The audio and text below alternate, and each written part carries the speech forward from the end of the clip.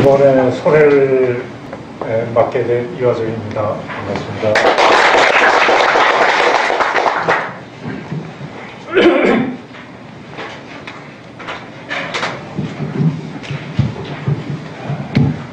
예, 소래를 얘기하기 전에 간단하게 하고 싶은 이야기가 있습니다. 뇌를 공부하는데도 좀 약간 시간이 흐른 것 같은데 개인적으로요. 뭐냐면 이게 그럼 뇌의 핵심이 뭘까 이런 고민하게 됐습니다. 그래서 손해를 하다 보니까 손해라고 하는 것은 몸통 아니면 자세 균형 이런 것들을 이제 중추를 담당하는 영역이다라고 이제 우리는 보통 이해를 하게 되는데, 그러면 그러한 것을 했었을 때 포인트는 그런 어떤 자극이 들어가고 난 다음에 그것을 자극이 너무 과활성화되면 문제가 되기 때문에 그것을 적절하게 제어하는, 즉 반응을 하고 난 다음에 반응이 너무 활성화되고 위험하니까 적절하게 제어하는 이 시스템이 고도로 발달된 거구나 라는 느낌이 들었습니다. 왜냐하면 대뇌는 손해는 대뇌보다 복잡하지가 않을 것 같거든요. 그러면 손해의 핵심이 뭘까 잡으면 대뇌도 빵 때릴 수가 있겠다라는 착각을 하게 될 수 있죠. 자극이 이루어진다고 하면 그것을 제어하는 시스템.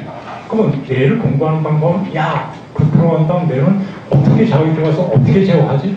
요것만 딱 때려잡으면은 뇌는 일단 기본적으로 축으로 들어갈 수가 있겠구나 라는 생각이 들었습니다. 그래서 오늘 손해를 좀 하게 됐을 때 손해에서는 자극과 그 다음에 그것을 제어하는 시스템, 요 시스템으로 간단히 살펴보도록 하겠습니다. 복잡한 거 다 빼버리고 여러분들은 그것만 잘 기억해 두시면 좀 남는 게 있지 않을까라고 생각해 봅니다. 좀 길었습니다.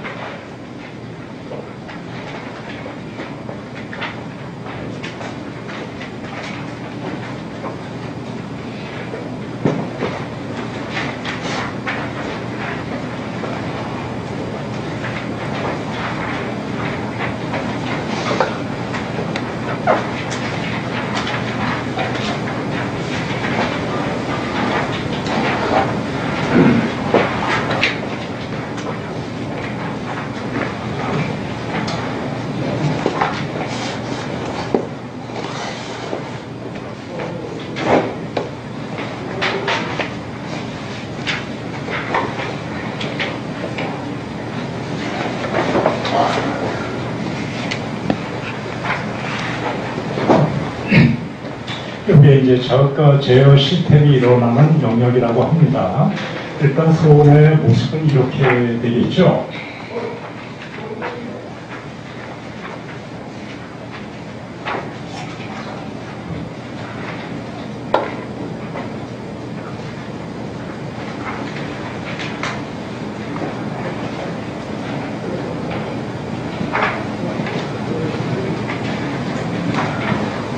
이러한 게 이제 손의 모습입니다. 손의 모습에 보면 이 한 파트를 보게 되면 한 파트에는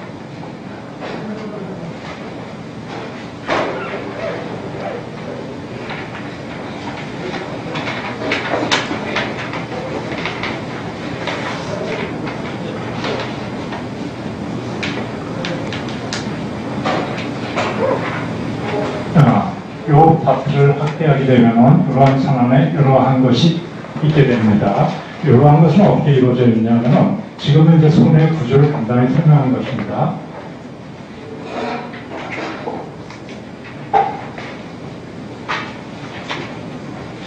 이렇게 이루어져 가지고 이것이 이쪽이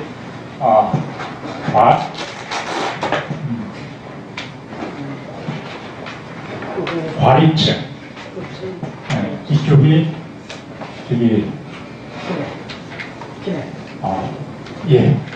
제가 항상 이렇게 뭔가 부족한 부분이 1%가 있다 뭔가 잘 나온다 이럴 때 선생님이 감사합니다. 여기에 이제 프키네 세포가 있는 프키네층, 그 다음에 이것은 이제 몬큘러라고 해가지고 분자층이라고 합니다. 구조는 이렇게 되어 있는 것입니다. 그 다음에 이제 이것을 연결시키면서 이런 것들이 이제 선이 있는데 수천 개의 선이 있죠. 이게 평형 섬유라고 합니다. 이제 여기에서 어떻게 자극이 들어가고 어떻게 제어하는 것만 간단히 설명을 해보겠습니다.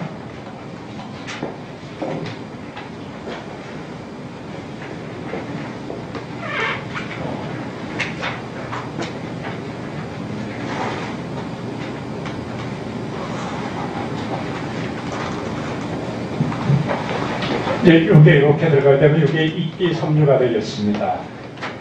이끼섬유가 되는데 이끼섬유가 어떤 자극, 내가 이렇게 균형했었을 때 어떤 자극을 하라고 이제 들어오겠죠. 이렇게 되면 위험하다, 균형이 안 맞았다. 그럼 이끼섬유나 이런 것들이 활성화됩니다. 요거 외에 올리브핵에서 올라오는 그 이제 그 세포도 있는데 그건 여기서 빼버리겠습니다. 1번에 이렇게 해서 이게 이끼세포가 활성화되게 되면은 여기서 과립세포가 이 활성 전이를 받게 됩니다. 세포들의 모든 작용은 활성 전이 의해서 된다고 했죠. 저번 시간에 진단학 검사라고 했을 때도 거기서 진단검사 했을 때 얘기했었죠. 이것이 그래뉼러셀이 활성전을 받아가지고 이것이 이쪽으로 바로 그 활성전을 전달하게 됩니다. 그럼 이 평행섬유가 있는데 이 평행섬유는 이 몇 개가 있는 게 아니라 수천 개가 쭉 있는 것이거든요. 그게 이제 활성화되게 됩니다. 활성화되면 이게 이제 자극을 받았다는 것입니다. 자극을 받았으면 이제 거기서 어떻게 처신을 해야 되겠죠. 자, 자극을 받았으면 그 자극을 어떻게 보내야 되겠죠?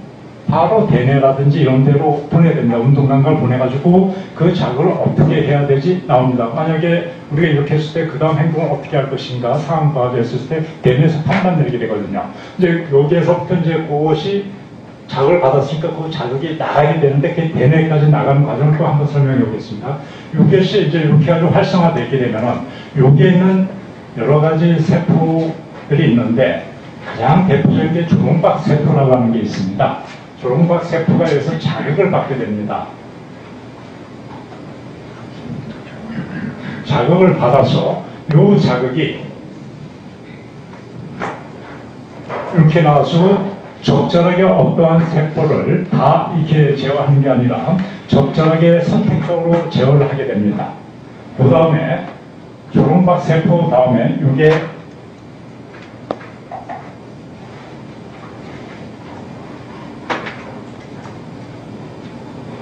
그 다음에 있는 것인데 이게 빈자층에는 또 세포가 두 개의 독특한 세포가 있습니다.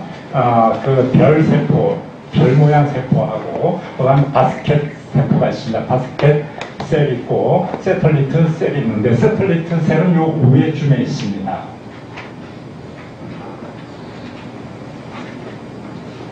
그 다음에 바스켓 셀은 요 바로 분자층 아래에 있으면서 요거보다 좀 큽니다.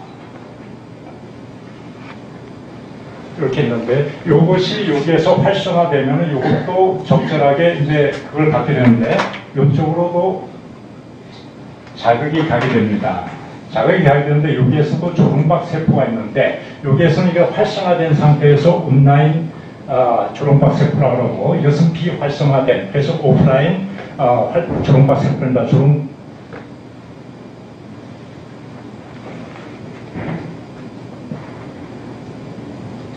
주로 세털리트 별세포는 여기에 있는 가지도 이렇게 수상 돌기 쪽을 제어를 하게 되고 이쪽에 있는 스텔라. 스텔라. 승상세포, 별세포, 스텔라. 여기서 세털리트로 나왔습니다. 세텔리트는 위성이라고 하거든요. 조금 달라요. 승상세포입니다. 스텔라. 제가 본 기억이 일단은 제가 여기서 깨갱하겠습니다.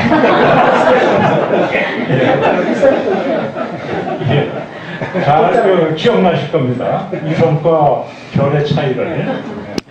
자, 여기 있는데 이것은 바로 여기에 있는 본체를 바로 제어를 해주게 됩니다. 그런데 이것은 여기까지만 이렇게 연결돼가지고 나왔는데 그 다음에 설명이 안 나와가지고 저도 여기까지만 이야기를 멈추도록 하겠습니다. 자, 그 다음에 이렇게 있는데 이게 이제 자극되는 반응이고요. 이제 제어하는 반응을 이제 이 활성전이가 전달하는 방향입니다. 그러면 제어를 하려면 어떻게 해야 되겠습니까? 바로 여기에 있는 것들 자극 주는 것을 어떤 식으로 간에 제어를 해야 됩니다. 바로 이 제어를 하는 것을 골지세포가 하고 있습니다. 자, 골지세포.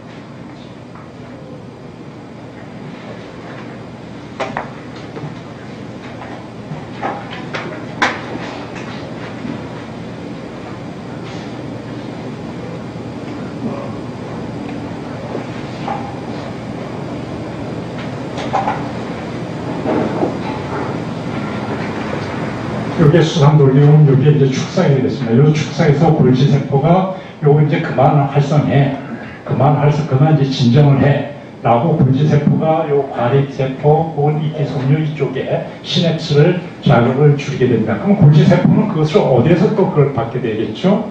바로 골지세포는 여기에서 나왔던 요 주롱박 세포가 있는데 여기 아까 이렇게 빠진다고 했습니다.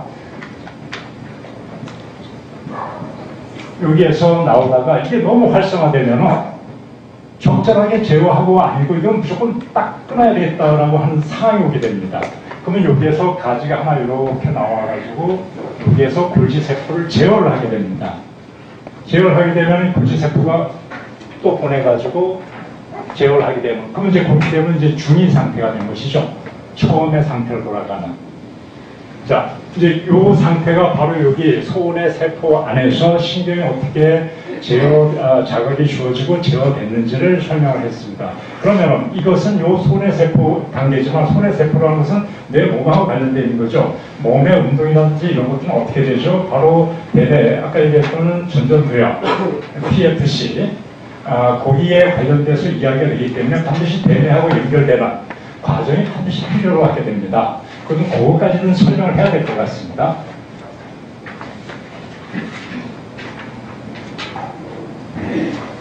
잠시 여기에 손에 그 그림을 그려보겠습니다.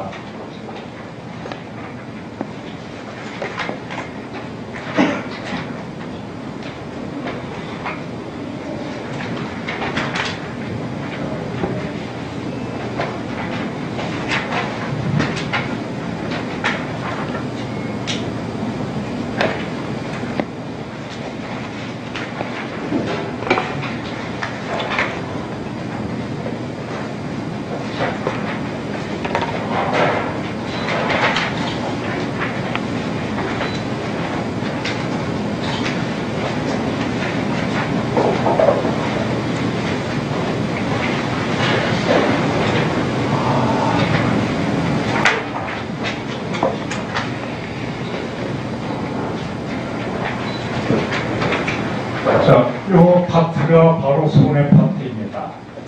여기까지가 중뇌가 되겠습니다. 미드브레인. 이것이 시상이 되겠습니다. 살라무스.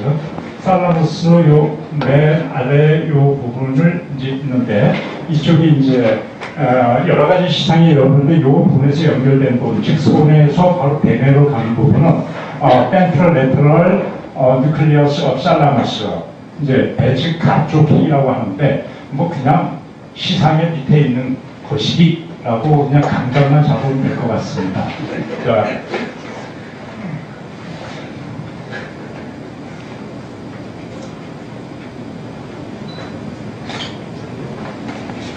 자, 요걸 간단히 설명을 해보게 되면은 이쪽에 이제 적통이 있습니다.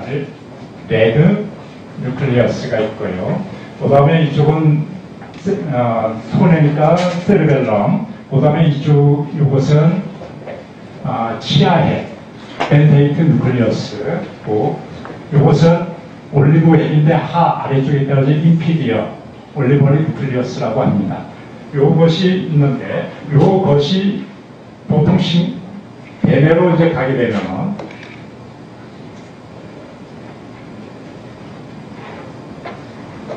대뇌 보게 되면 거기에 감각 영역, 전 영역, 운동 영역 부분이 요 파트 이렇게 있게 됩니다. 근데 여기에서 운동 영역으로 갑니다.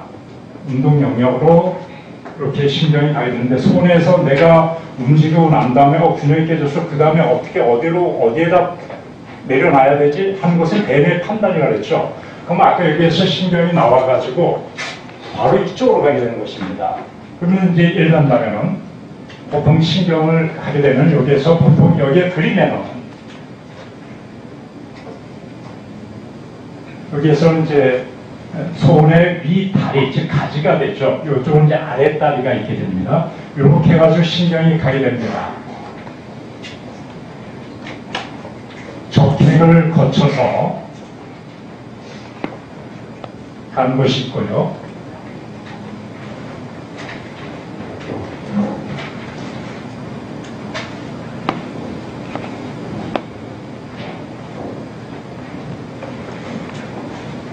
여기에는 그 중간 이책이 있습니다. 인터포즈드 뉴클리어스가 있는데 여기에서도 하나가 들어가야 됩니다.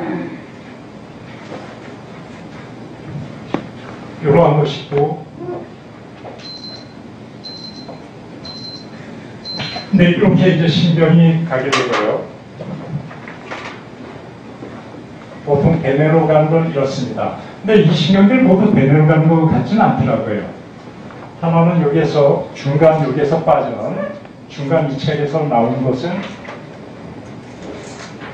아까 그물핵을 얘기했었는데 여기쯤에 그물핵이 있다라고 한다면 여기서 그물핵으로 하나 빠져나오는 게 있고요. 그 다음에 여기에서 나오는 요 적핵에서 나오는 하올리브로 가는 것도 있습니다.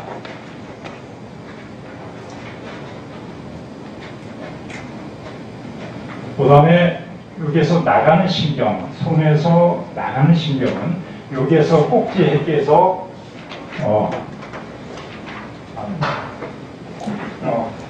꼭지 핵에서 정전핵 쪽으로 나가는 신경이 있고, 이런 식으로 신경이 대뇌로 가는 거 외에 올리브핵, 그 다음에 레티큘러 RF, 레티큘러 포메이션, 그 다음에 여기 꼭지핵에서 정전핵 쪽으로 가는 이렇게 세 가지 다른 또 루트가 있는데 요거마다 다른 기능이 있습니다. 근데 여기에서는 이제 요 정도만 대충 설명하고요. 이런 식으로 해가지고 대뇌로 갔다가 대뇌에서 이제 다시 오게 되면 요 과정을 여기서 반복하게 됩니다. 그 다음에 그러면 이제 구체적으로 우리가 실생활에서 어떻게 이런 손해가 작동이 되는 것인가 하는 것인데 이런 건 굉장히 중요할 것 같습니다. 여기다가 이제 그려도 되는데 간단하게 설명을 하겠습니다. 설명하게 되면 우리가 스프링을 여 앞에 있다고 한다면은 이제 스프링을 우리가 잡아당긴다. 그러면은 벌써 이게 잡아당긴다, 의도적인 행동을 한다라고 한다면 대뇌에서는 지금 전전두엽에서는 나름대로 적당한 판단을 내리고 있을 것 같습니다. 그럼 우리가 이것을 잡아당긴다 한다면 이 팔 근육이 먼저 움직일 것 같은데, 그래서 야 너 움직여 라고 전전두엽에서 얘기할 것 같은데, 이렇게 잡아당겨서 몸이 나가면서 다리는 이렇게 되면서 장단지 근육이 거기서 수축을 하게 됩니다. 그런데 이것을 봤더니 이번 과정을 봤더니 우리가 이렇게 하게 해서 팔을 잡아당기면 이것이 제일 먼저 움직일 것 같은데 오히려 장단지 근육이 먼저 가서 거기서 움직이더라 라고 하는 실험 결과가 나왔습니다. 그것을 간단하게 그림을 그리면은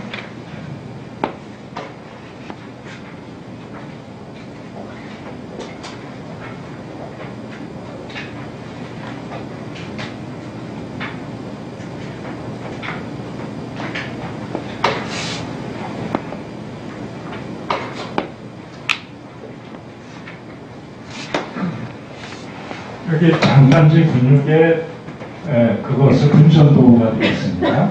이것을 이제 팔 두 갈래감, 요것에 근전도가 되겠습니다. 근전도는 그 일렉트릭 미오 그래프라고 해서 저번 시간에 제가 발표했던 부분인 것 같습니다. 그런데 여기서 보게 되면 오히려 이렇게 팔을 움직이면 우리가 팔을 먼저 이렇게 움직일 것 같은데 이것이 이게 100, 200 밀리세컨드 요 사이로 보게 되면 요게 팔이 움직이는 것은 200밀리세컨드에 가서 이게 나오게 됐고요. 그 다음에 이것은 한 120 정도 가서 장단지 근육의 활성 전이는 거기에서 생기게 됐습니다. 이걸 봤었을 때 우리가 움직인다, 뭐 한다, 손으로 우리가 몸 균형을 잡는다고 하지만 결국 손의 작용도 대뇌 판단 아래서 이루어지고 있는 게 아닌가라는 생각을 할 수가 있게 되는 것이죠. 그리고 팔을 먼저 움직일 것 같은데 먼저 그 전에 장단지에서 먼저 활성전이가 생긴다는 거예요. 그럼 이것은 방법이 없죠. 대뇌에서 판단한 것이다 라고 생각할 수밖에 없는 것입니다. 손에 읽고 같고 자세 균형이라든지 몸통 균형 혹은 보행 이런 것도 있을 때 손해일 것 같으면서 실제는 대뇌의 전반적인 어떤 그 지평 위에서 손해의 작용이 일어나는 게 아닌가라는 생각을 해야 됩니다. 그 다음에 이런 임상시험 같은 거 봤을 때 대표적인 게 우리가 손해를 하기 위해서 자세나 몸통 균형 이런 거 혹은 보행 때 문제점이 생길 것 같은데도 어떤 점에 문제가 생기게 되냐면 언어 감각이 떨어지고 감정이 무감각해지게 되고 손해가 약간의 거의 피가 막히거나 약간의 이상만 있어도 그다음에 다양한 부위에 있어서 대뇌의 역할을 한 그런 부분들이 전부 다 다운이 되게 됩니다. 그럼 이런 걸 봤을 때 소뇌와 대뇌의 관계가 그닥 그렇게 명확하게 딱 떨어져서 보기보다는 대뇌 전반적인 관계에서 살펴야 되고 또 그런 역할 관계에서 소뇌 역할을 살피는 것이 중요하지 않을까라고 생각을 해봅니다. 근데 너무 일찍 끝나가지고 저에게 주어진 시간이 아직 남았죠? 저기 김현경님 몇 분 남았습니까? 다 끝난 거예요? 거짓말 아니죠? 저희 이만 맞춰도 되겠습니까? 잘했습니다. 잘했습니다. 네. 네. 우리 선생님이 고려대학교에서 순자로 박사학위 하시고 거의 고려대학교에 계신 분인데 생각해보세요. 평생을 그 인문학을 하시다가 인문학 중에 그 하나 이제 고전을 하시다가 지금 확 터닝을 몇 달만 지금 터닝을 하시는 그 현장을 보고 있습니다. 가끔 이제 인문학적 프레임이 나오긴 하는데 많이 좀 확 바뀌어가고 있어요. 아주 좋습니다. 네. 자, 박수 한번 쳐주세요. 네.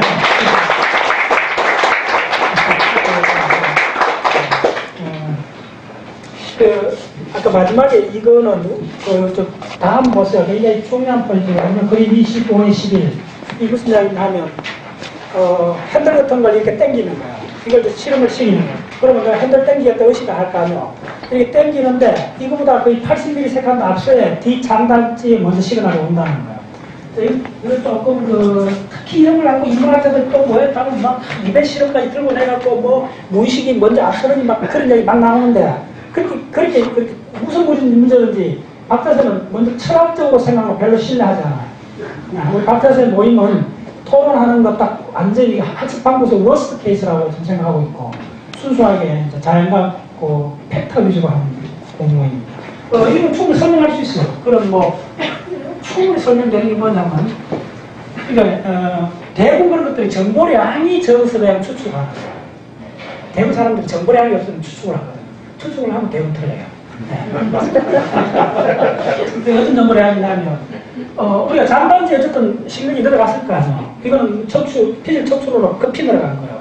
급히 들어갔는데 이쪽에 1차 운동 영역이 있고 여기에 과학 운동 영역이 있고 전 운동 영역이 있잖아요. 여기 프리프론탈에서 의지가 먼저 내가 당겨야겠다. 핸들을 당겨야 되겠다 하면 그 명령이 일로 가요. 이렇게 가요. 이렇게 하고 그 다음에 이렇게 가요.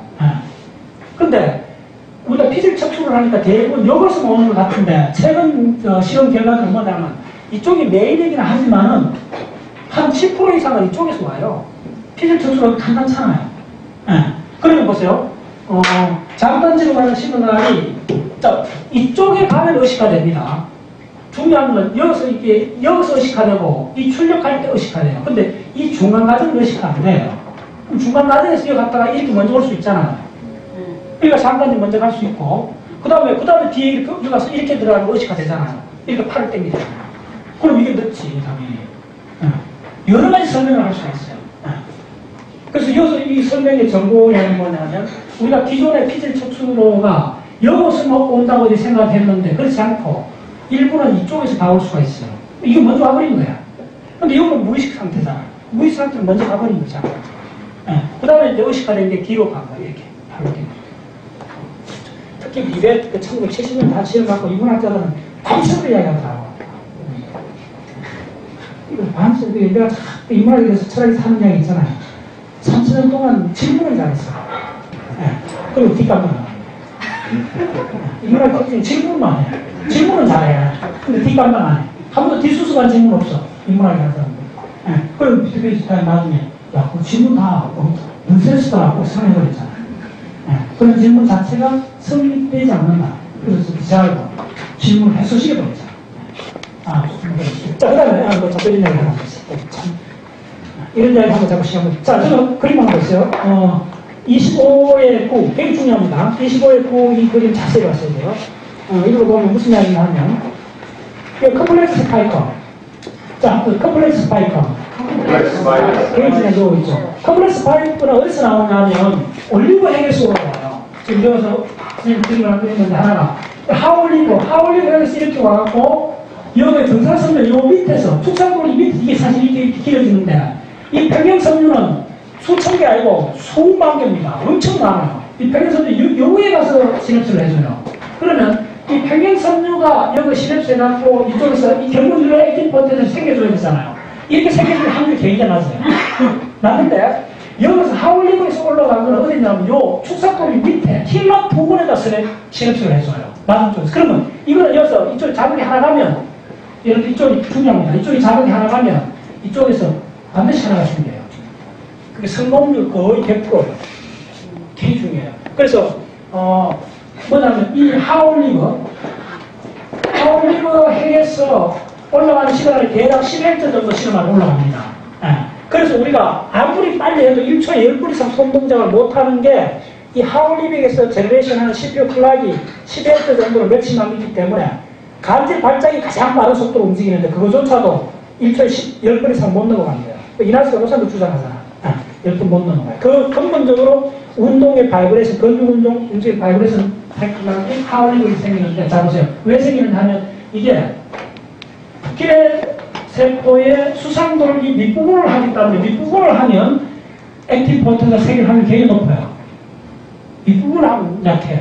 그래서 밑에 해주기 때문에 이게 이어서 펄스가 생기면 무조건 이 부케 세포 흥분을 해요. 흥분하고 출력 펄스를 내보내요.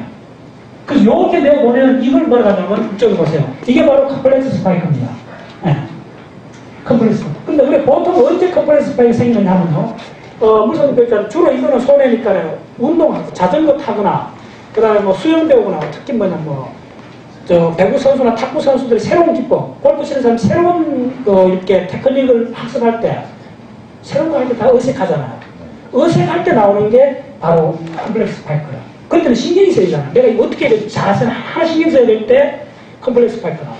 그 다음에 난이도 높은 운동 학습이 되고 나면 컴플렉스 스파이크 안 나와요. 안 나오고 그 옆에 있는 심플 스파이크 있죠? 이 심플 스파이크라고 하는 거는 몇에서 나옵니다. 야들이 평행섬유가 이쪽에 수만 개 지나가면서 이 부케 세포 수상돌이 이쪽에서 해준 거. 이때 이거 해주면 여기서 나오는 게 이렇게 엄청 한데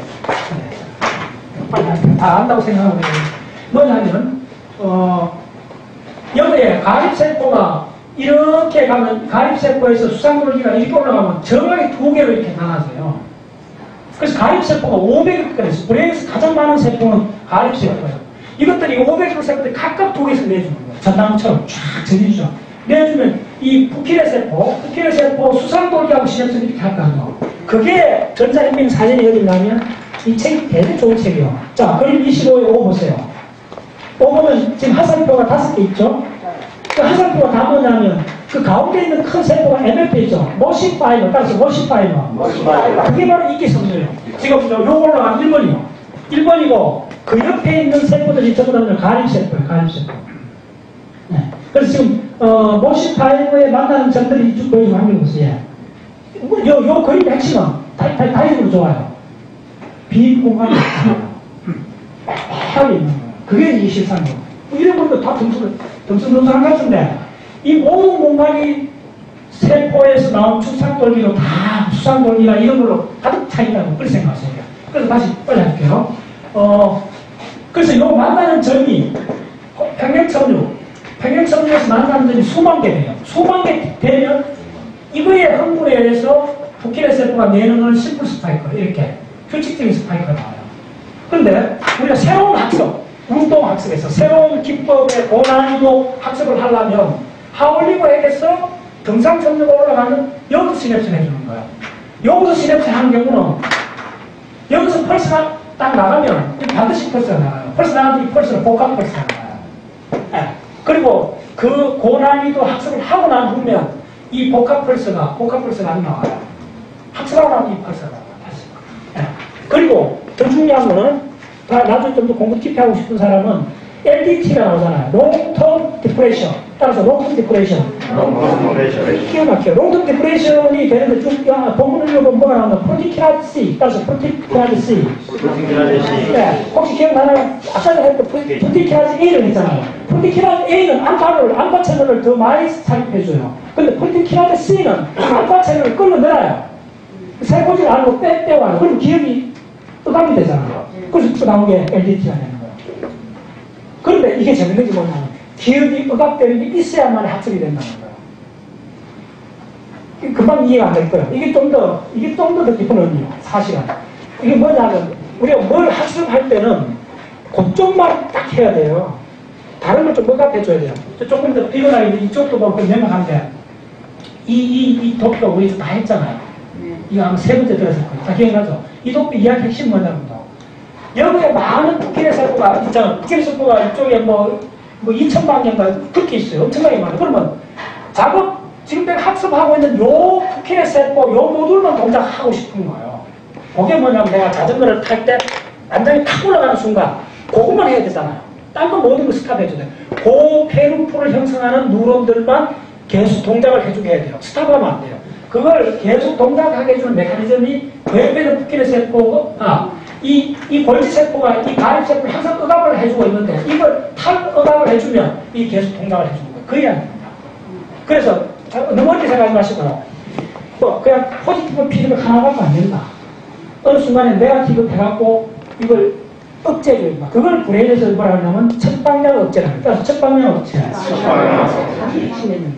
시신경에서도 소위 말해서 아마크릴 세포하고 수평세포들이 척방향 억제를 해주겠다 그래. 이유가 있어요. 잘 들으세요.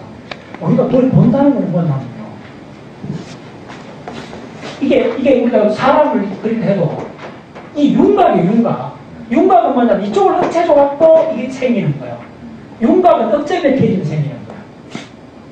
기가 막히죠. 윤곽은 뭐냐면 뭔가 그러니까 배경에서 전경을 드러내줘야 되잖아요. 그럼 다른 배경을 억제해줘야 전경이 드러나잖아요. 무슨 말이죠? 배경에는 자극의 에너지를 낮춰주고 전경의 에너지를 많이 주니까 그 에너지 시스템 차가 생기잖아요. 그게 윤곽입니다.